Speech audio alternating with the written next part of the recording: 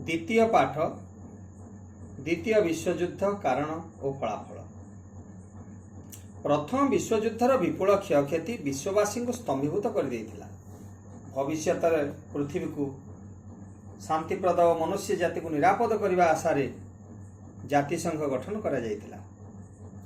जातिसंघ आनुकूल्य शांति प्रतिष्ठा और निरस्त्रीकरण दिगरे बहु पदक्षेप निया जाइथिला, मात्र समस्त प्रचेष्टा शेष विफल होइथिला।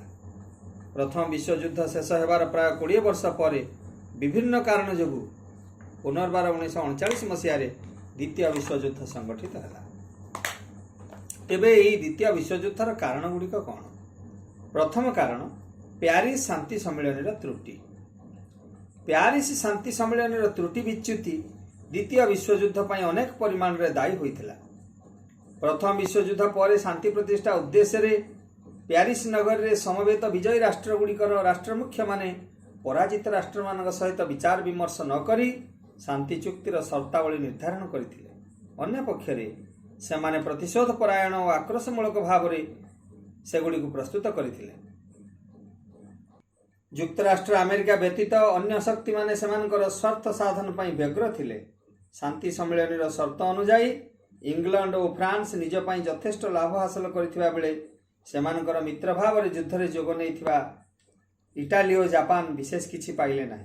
फल दुई देश असंतुष्ट हेले। सेमाने यथा समय जर्मनी सहित मित्रता स्थापन करी फ्रांस और इंग्लैंड शत्रु रूपे कार्य कले। प्यारिस शांति सम्मेलन में भाग नहीं विजयी राष्ट्रगुड़िकर राष्ट्रनायक मानकर अपरिणामदर्शिता, संकीर्ण मनोभाव और साम्राज्य लोभर यही भावना पृथ्वी को एक विश्वयुद्धर घनघटा मध्य को नहीं आनी। तेबे द्वितीय कारणटी है भर्साई संधिर कठोरता। तेबे शांति प्रतिष्ठा निमंते विजयी राष्ट्र माने जर्मनी सहित स्वाक्षर करथिबा भर्साई संधिर कठोरता द्वितीय विश्वयुद्ध निमंते मार्ग प्रस्तुत करथिला। यह एक निर्देशित संधि थिला। आक्रमण भयर पराजित जर्मनी बाध्य होई विभिन्न अपमानजनक शर्त संबलित संधि ग्रहण कला। जर्मनी को दुर्बल करने पाई संधि रे से देश उपरे राजनैतिक, अर्थनैतिक और सामरिक क्षेत्र में बहु कटकणा जारी करागला। फल जर्मनी जनसाधारण क्षिब्ध और तीव्र भाव में असंतुष्ट होते सेमानक मनरे जागी उठिथिबा प्रतिहिंसार प्रक्रिया परवर्ती काल में द्वितीय विश्वयुद्धर मुख्य कारण होइथिला। तृतीय कारणटी है शांति प्रतिष्ठा दिगरे जातिसंघर विफलता द्वितीय विश्वयुद्धर अन्य एक कारण। प्रथम विश्वयुद्ध पर सामूहिक सुरक्षा और स्थायी शांति प्रतिष्ठा निमंते जातिसंघ गठन करा जायतिला, किंतु यही लक्ष्य पूर्ण करने को जातिसंघ असमर्थ है। युक्तराष्ट्र अमेरिकार राष्ट्रपति वुड्रो विल्सन जातिसंघ गठन में मुख्य भूमिका ग्रहण करथिले मध्य सीनेटर विरोध जोगु अमेरिका यार सभ्य पद ग्रहण कर पारला नहीं। पुनश्च जातिसंघर निर्देश अमान्य करुथिबा, विश्व शांति भंग करुथिबा बृहत राष्ट्र मानक विरुद्ध रे कौनसी कार्यानुष्ठान ग्रहण करा जाई पारला नहीं।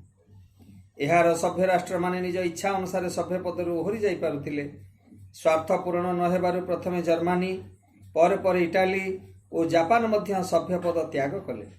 बृहत राष्ट्र मानकर कार्यकलाप जोगु क्षुद्र राष्ट्र माने निजको असुरक्षित मणिले।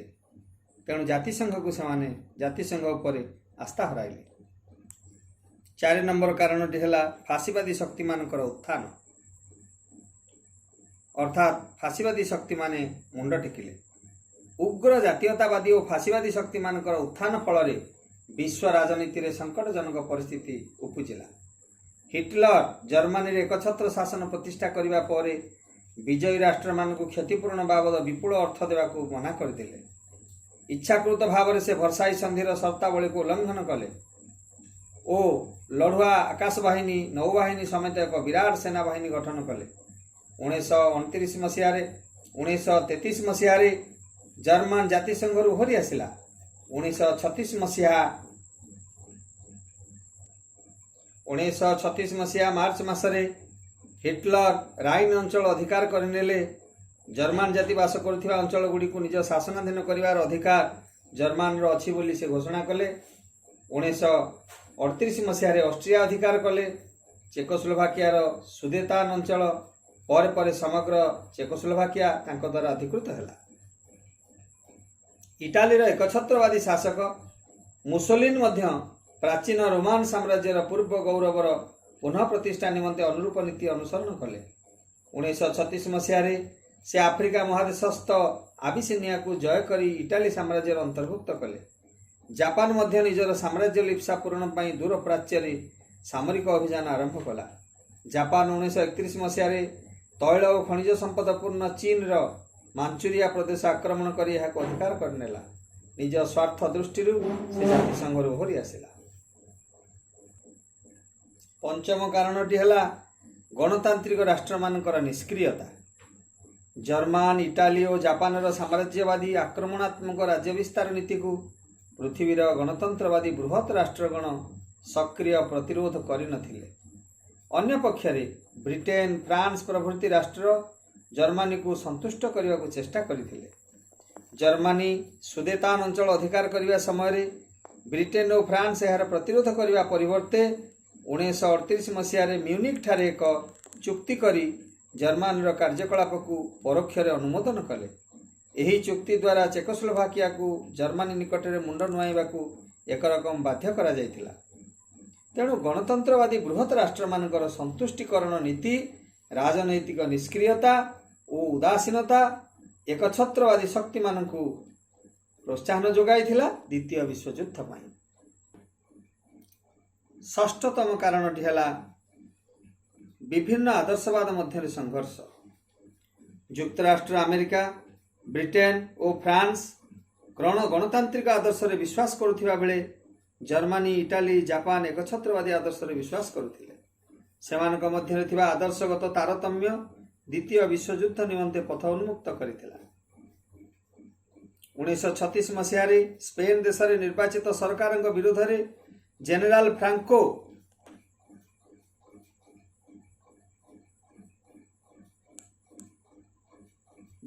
ଫ୍ରାଙ୍କୋଙ୍କ ନେତୃତ୍ୱରେ ସ୍ପେନ ଦେଶରେ ଏକଛତ୍ରବାଦ ପ୍ରତିଷ୍ଠିତ ହୋଇଥିଲା। ଗଣତନ୍ତ୍ର, ସମାଜବାଦ ଓ ସାମ୍ୟବାଦକୁ ଦମନ କରିବା ନିମନ୍ତେ ଏକଛତ୍ରବାଦୀମାନେ ବିଭିନ୍ନ ପଦକ୍ଷେପ ନେଇଥିଲେ। 7 ନମ୍ବର ପଏଣ୍ଟଟି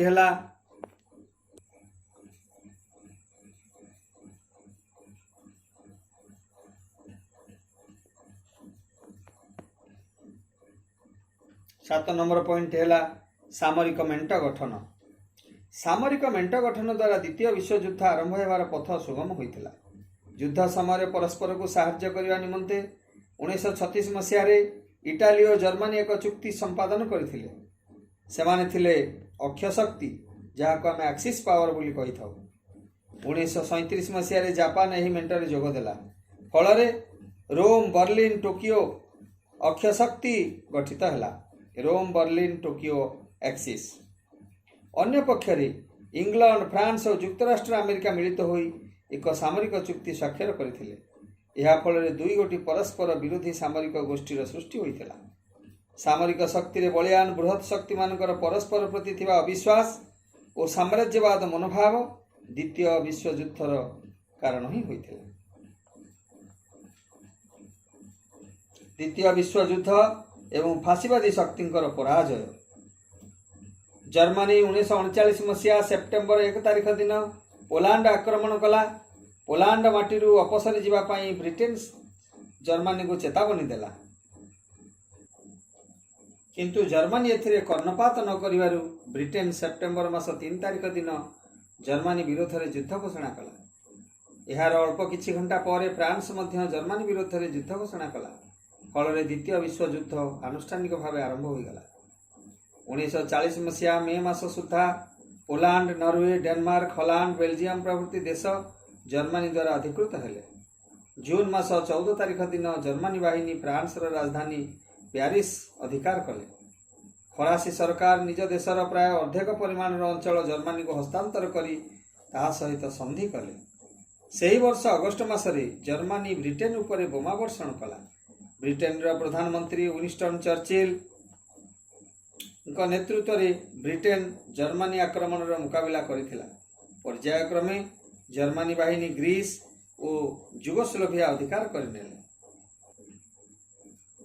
1939 मसीहा अगस्ट 23 तारिख दिन सोभिएत रूस एवं जर्मनी परस्पर मध्य एक अनाक्रमण चुक्ति स्वाक्षर करथिले, किंतु यही चुक्तिर शर्त को अमान्य करी पुनर्बार 1941 मसीहा जून 22 तारिख में हिटलर सोभिएत रूस आक्रमण करिवारु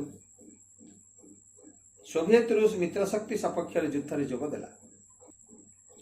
द्वितीय विश्वयुद्धर प्राथमिक अवस्था जर्मनी इटाली समेत फासीवादी शक्ति माने विपुल विजय हासिल करथिले, किंतु 1942 मसीह ब्रिटेन, फ्रांस, युक्तराष्ट्र अमेरिका और सोभिएत रूस प्रभृति 26 देशर प्रतिनिधि फासीवाद विरुद्ध में मिलित संग्राम घोषणा करने पर युद्धर गति मित्रशक्ति सपक्ष जाइथिला।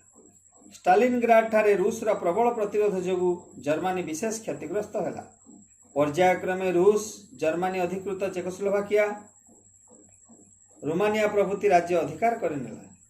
1943 मसीह युक्तराष्ट्र अमेरिका और ब्रिटेन मिलित सैन्य बाहिनी सिसिल अधिकार कले।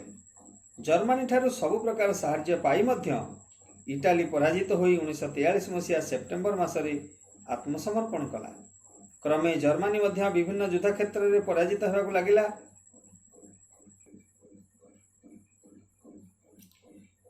एप्रिल 30 तारिख दिन रूस सैन्य माने जर्मनी राजधानी बर्लिन शहर मध्य को माड़ी आसिला बेले हिटलर माटी तले निर्मित तांकर आश्रय कक्षरे बंकर मध्य आत्महत्या कले। रूस सैन्य बर्लिन अधिकार कले एवं 1945 मसीहा मे मास 7 तारिख दिन जर्मनी बिना शर्तरे मित्रशक्ति निकट में आत्मसमर्पण कला। जर्मनी पराजय सत्वे जापान युद्धर विरत है नहीं। 1945 मसीहा अगस्ट 6 तारिख दिन जापान महानगरी हिरोशिमा एवं पर अगस्ट 9 तारिख दिन जापान नगरी नागासाकी उपर युक्तराष्ट्र अमेरिका परमाणु बोमा पकाई जापान ही दुईटी नगरी को ध्वंस करदेला। परमाणु बोमार भयावहता देखी 1945 मसीहा अगस्ट 14 तारिख दिन जापान बिना शर्तरे आत्मसमर्पण कला। फल द्वितीय विश्वयुद्धर परिसमाप्ति घटिला।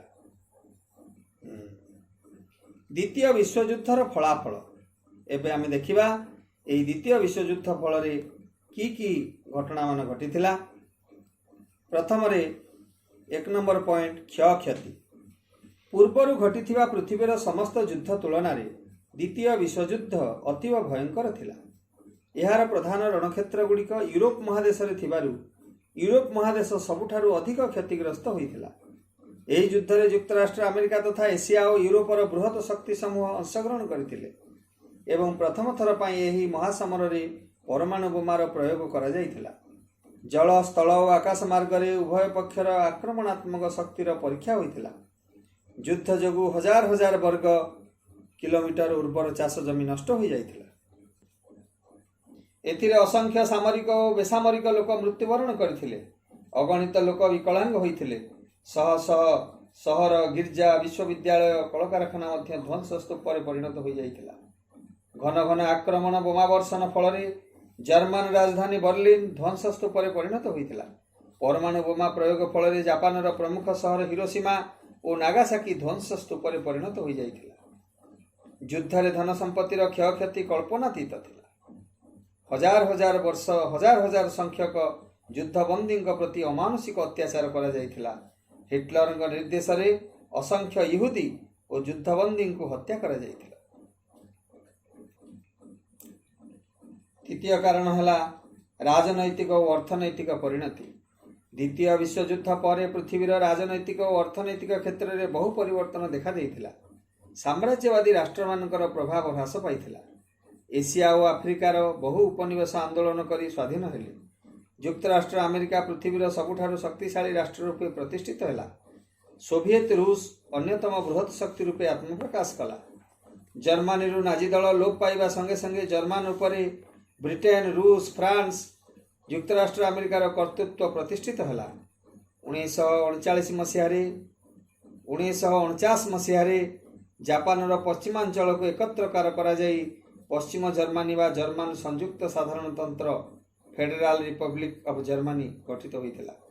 पूर्व जर्मनी जर्मन गणतांत्रिक साधारणतंत्र नाम परिचित है। पश्चिम जर्मनी शासन में पाश्चात्य गणतंत्र प्रभाव रहुथिबा बेले पूर्व जर्मनी शासन रे साम्यवाद प्रभाव रही। फ्रांस और इटाली रे साम्यवादी प्रभाव विशेष भाव में वृद्धि पाइला। ब्रिटेन रे क्लीमेंट अटली नेतृत्व में श्रमिक दल क्षमता को आसिले। यही दलर सरकार विभिन्न उन्नयनमूलक योजना कार्यकारी करी ब्रिटेन रो अर्थनीति रे उन्नति घटाई। Poland, Hungary, Romania, Bulgaria, Czechoslovakia प्रभृति पूर्व यूरोपीय राष्ट्र माने साम्यवादी सरकार से स्थान रे साम्यवादी सरकार गठित हैला। पृथ्वी रे स्थायी शांति प्रतिष्ठा निमंते पुनर्बार उद्यम आरंभ हो जाइथिला।